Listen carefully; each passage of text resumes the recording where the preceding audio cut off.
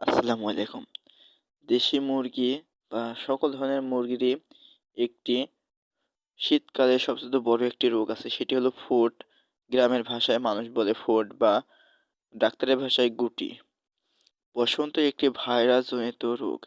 এর সরাসরি কোনো ওষুধ না থাকলেও প্রাকৃতিক উপায়ে ঘরোয়া পরিচর্যার মাধ্যমে মুরগিকে দ্রুত সুস্থ করে তোলা সম্ভব।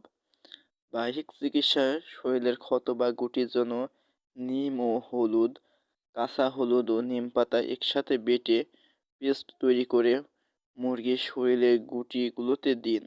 ২-৩ বার লাগিয়ে দিন। এটি অ্যান্টিসেপটিক হিসেবে কাজ করে এবং ক্ষত শুকাতে সাহায্য করে। হলুদ ও নিমপাতা বেটে খোয়াতে পারেন অথবা অ্যালোভেরা জেল সরাসরি ক্ষতের উপরে লাগাতে পারেন। এটি প্রদাহ কমাতে এবং ক্ষত নিরাময়ে সাহায্য করে। লেবুর রস ও পাম অয়েল শুকনা গুটিগুলো আলতো করে ঘষে পরিষ্কার করে তাতে লেবুর রস ও পাম অয়েল মেখে দিলে গুটি দ্রুত ঝরে পড়ে।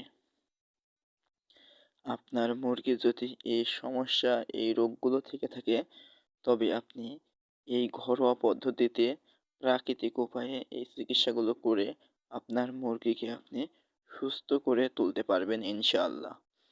যদি আপনার ভিডিওটি ভালো লাগে তবে আপনি সাবস্ক্রাইব করে দিবেন।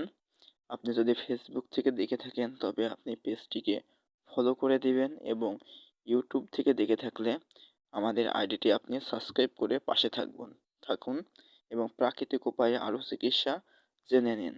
আপনার মুরগি আপনার খামারে সুস্থ